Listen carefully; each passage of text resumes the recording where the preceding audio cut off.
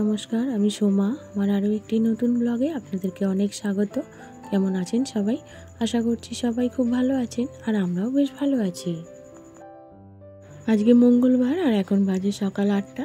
তো এখন থেকেই আপনাদেরকে সাথে নিয়ে আমি আমার ব্লগটা শুরু করছি। সকালের কাজগুলো সেরে আর চলে এসে হাজব্যান্ডেরই টিফিন করতে। আপনারা তো জানেন যে সকালবেলা আমাকে হাজব্যান্ডের জন্য একটু টিফিন করতে হয়। ও খেয়ে যায়, আবার রুটি নিয়েও যায়, তো সেই রুটি করে নিলাম।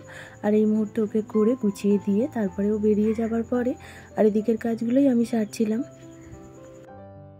কালকে তো অনেক জামা কাপড় কাচা হয়েছিল, কিন্তু গোছানো তো একটাও হয়নি, সবই এইভাবে জড়ো হয়ে পড়েছিল।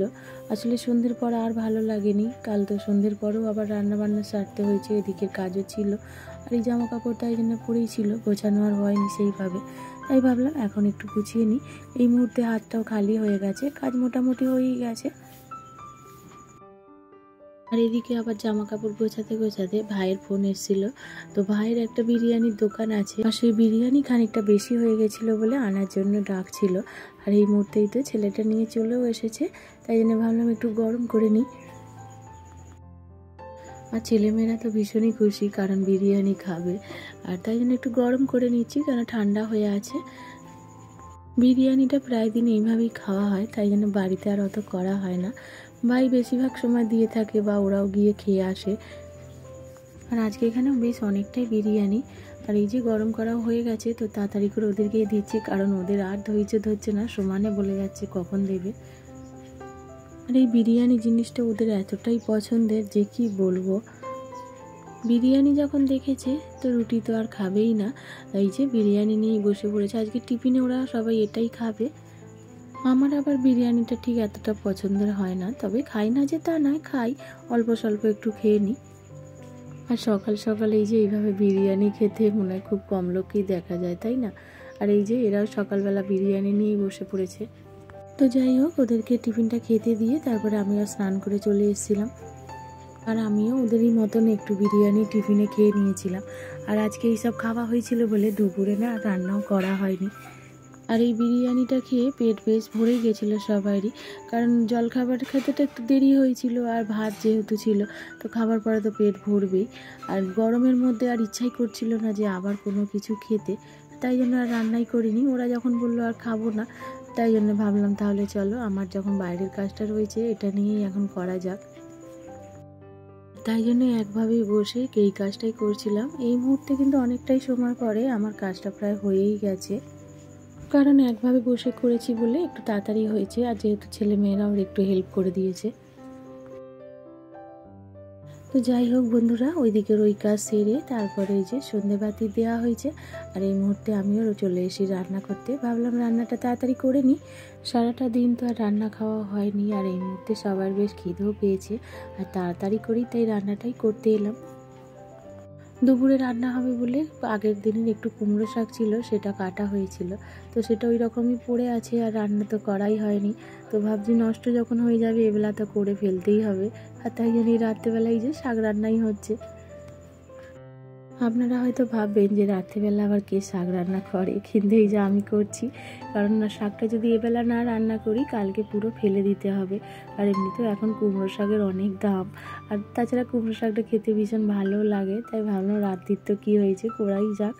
আজকে খানিকটা খাওয়া হবে, আবার না হয় কালকে খানিকটা খাওয়া হবে। আগের দিনের একটু চিংড়ি মাছও ছিল, তো ভাবলাম চিংড়ি মাছটা দিয়ে আর ওই কুমড়ো আলু দিয়ে একটু তরকারিও করে নেবো, কারণ ছেলেমেয়েরা তার এই শাক দিয়ে খাবে না, ওদের একটা কোনো তরকারি তো লাগবেই। আর তাই জন্য এইভাবে একটু চিংড়ি মাছ দিয়ে আলু দিয়ে আর কুমড়ো দিয়ে একটা তরকারি করে নিলাম।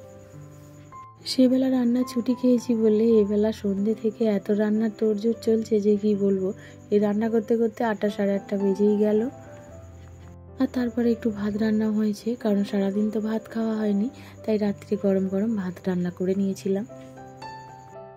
আর এই তো ওদিকে তরকারিটা বসিয়ে দিয়ে এসে আর যে আগে শাকের তরকারিটা করে নিয়েছি, তো সেই দিয়েই একটু এখন মুড়ি খাওয়াবো হবে, সবাইকেই দিয়েছি। আর এর মধ্যে তারপরে আমি আর মেয়ে একটু নিয়ে নিলাম। আর ভীষণই সন্ধ্যে থেকে বললাম না যে সবারই খিদে পেয়ে গেছে, আর তাই জন্যই যে সন্ধ্যেবেলা একটু টিফিনও করে নিলাম। প্রতিদিনেরই বলা কথাটা আজকে আবারও বলে নিই যে খুবই সাধারণ ঘরের আমি একজন, আর আমার কাজবাজগুলো খুবই সাধারণ। আমার ভিডিওগুলি আপনাদের কেমন লাগছে অবশ্যই একটা কমেন্ট করে জানাবেন। আর আমার ভিডিও যদি কোনো কিছু ভালো লেগে থাকে তাহলে প্লিজ একটা লাইক করে দেবেন। আর আমার চ্যানেলে যদি আপনারা নতুন হয়ে থাকেন তো আপনারা চাইলেও আমার চ্যানেলটিকে সাবস্ক্রাইব করে আমার এই ছোট্ট পরিবারের একটু পাশেও থাকতে পারেন।